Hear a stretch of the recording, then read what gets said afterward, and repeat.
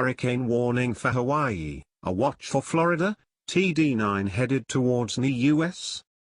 NHC has issued a hurricane watch for the Florida Gulf Coast from the Anclote River to Indian Pass, and a tropical storm watch for the Florida Gulf Coast west of Indian Pass to the Walton, Bay County line. You wouldn't guess from Tropical Depression 9's appearance on satellite imagery, though, that the storm could become a hurricane by Thursday. TD9 struggled with dry air and wind shear all day Tuesday, and a NOAA Hurricane Hunter aircraft on Tuesday afternoon found that top sustained winds had remained near 35 miles per hour, and the central pressure had remained constant at 1004 MB. TD9 continued to bring heavy rains to western Cuba during the day Tuesday, though, Santa Lucia in Pinar del Rio province reported a 36-hour rainfall total of 317.4 millimeters, 12.50 inches, ending at 8 a.m. EDT. Additional heavy rains of 3 to 5 inches are likely over western Cuba before TD9 finally pulls away on Wednesday. Satellite images on Tuesday showed little change to TD9 during the day, with only a small amount of heavy thunderstorm activity near the center of circulation, and a circulation center that was still partially exposed to view, the typical look of a tropical cyclone struggling with wind shear and dry air.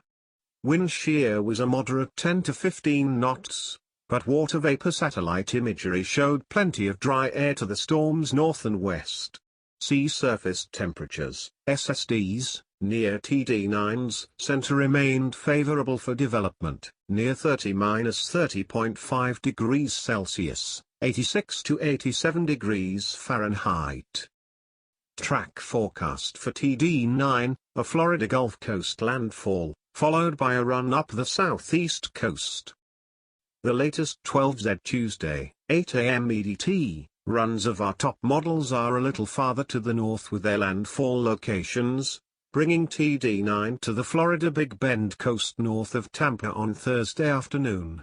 In their 5 p.m. EDT Tuesday wind probability forecast, NHC's highest odds for getting tropical storm force winds of 34+ mph from TD9 along the Gulf Coast of Florida were 52%, 51%, and 50%, respectively, for Cedar Key, Apalachicola, and St. Marks, Florida.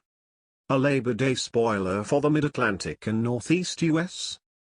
Once TD9 crosses over Florida, and potentially southern Georgia, and enters the Atlantic again, the storm will be directly over the axis of the very warm Gulf Stream current.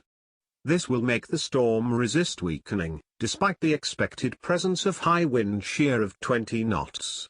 In their 5 p.m. EDT Tuesday wind probability forecast, NHC gave odds of at least 30% for tropical storm force winds affecting the southeast U.S. coast from Daytona Beach, Florida northwards to Cape Hatteras, North Carolina, including the entire coasts of Georgia and South Carolina.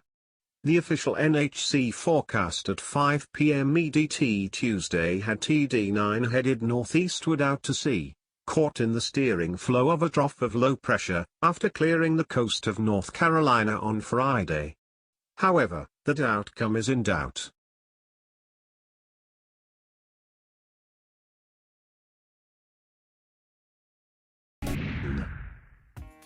Thank you for watching. Please subscribe to us on YouTube, Facebook and Twitter. You can visit us on www.therealthingmeme.webs.com.